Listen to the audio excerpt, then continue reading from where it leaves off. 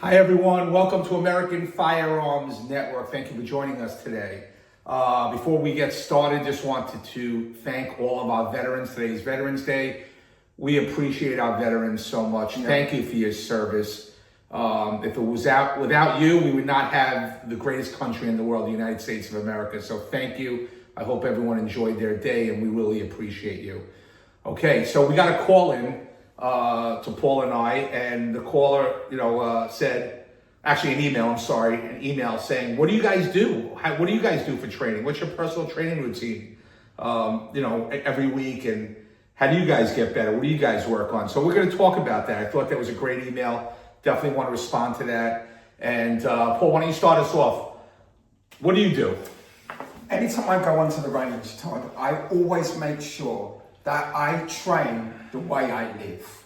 So I always make sure that I'm training and in a concealed manner.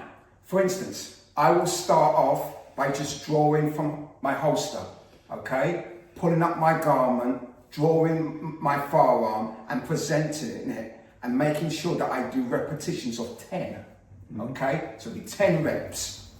And then when I'm finished with that, then I will do some moving off the X. And moving off the X basically means is when I'm about to draw my firearm, I'm moving off the side of the individual that's pointing maybe a firearm towards me. So you don't want to stay stationary when you are pulling your gun from your holster. You want to be able to draw your firearm and move just before you present your firearm. And that's how I do it. And I do it in a very effective way.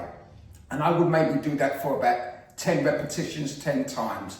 And then after that, I maybe will go ahead and do some walking and shooting, walking towards a target and shooting.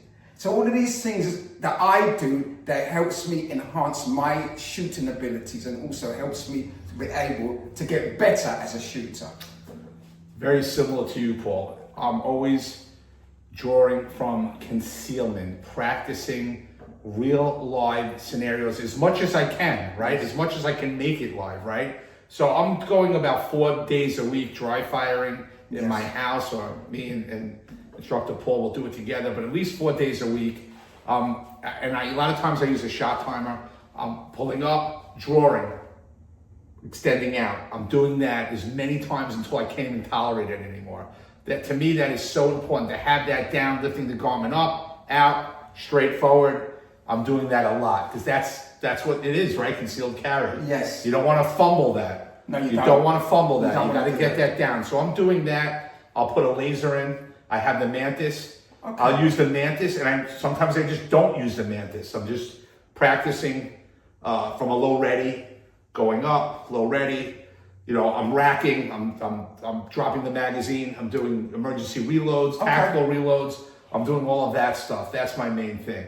I'm also, as far as live fire, I always try to get into the range at least 2 days a week. Yeah. Okay, yeah, always. I always try. And that's outside of teaching, right? When I have students, I don't barely shoot unless I'm demonstrating, right? I'm exactly. demonstrating. Me too. So demonstrating, I'll shoot, but I'm going to practice at least 2 days a week to the range, no matter what. One day during the week at night, and then one day on the weekend, I'm going, whatever that is, whether it's 200-300 rounds, sometimes more. Today I shot 600 rounds. Wow. I went nuts today. You went nuts I had today, off for Veterans Day. Yeah. I shot that, and then I shot 50 rounds with a revolver. Okay. So today was a high volume day for me, but I really enjoyed it. Yeah. It's important, everybody, that when you are out there on the range, is that you challenge yourself. I don't just go there and just do the same mundane things all the time. I always do something which is going to allow me to challenge myself and challenge my ability. And one of the ways I do that is by using the shot timer. Okay.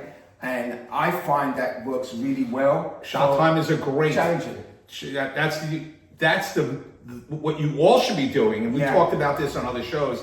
It's a shot timer, getting faster and faster on your draw. Yeah. I mean, how else are you gonna figure that out, right? Exactly. If it's not a shot timer. Exactly. So I think, Todd, it's so important that you do this stuff. It's so important that you learn to draw from concealment. I see a lot of guys on the range and they're not drawing from concealment. You know, you need to be able to draw from Absolutely. And when I'm in the range, I'm doing drills, right? And the main drill that I do, one of the main things, you know, I'll go to a couple of different ranges. I'm practicing what I dry fire, right? So the ranges I go, I can draw from concealment, right? And I'm able to do that, okay? Sometimes I'm not. I'll just have the bench and I'll do the dot drill. Yes. By the targets with the dots, or I make my own, put the sticky on there, right? Yeah. And you just do dot drills. I'm doing dot drills. I have 3 across, 4 across, the whole way down. Double tap, double tap, double tap, or single tap, and I'm going right down the row, right down the row. And if I'm off a couple, I'm pulling it in. I'm figuring out what I did. Yes. Trying to what happened. What is it? My grip? Did I lose my grip? What happened? But the dot drill is incredible. That's something. Whenever I live fire, I am always doing that, no matter what. At some point, and sometimes I'm extending it out as much as I can in a 6-inch circle. Yes. Okay. Or I'm doing the dot drill. Those are my main things that I do. I do some other stuff, but the dot, you should always be working on that accuracy with the dot. Going from different corners, different angles. Yes. To me, that's very important. Todd, very well said. It's important that as instructors, we don't just teach, we train ourselves. Because one of the worst things as an instructor is to be able to give a student something to do and you personally can't do it. So it's important that you know exactly what you're doing, know your capabilities. Go out there, do your training, do your dry fire, but most of all, I want you guys to be safe. Safety is the most important thing.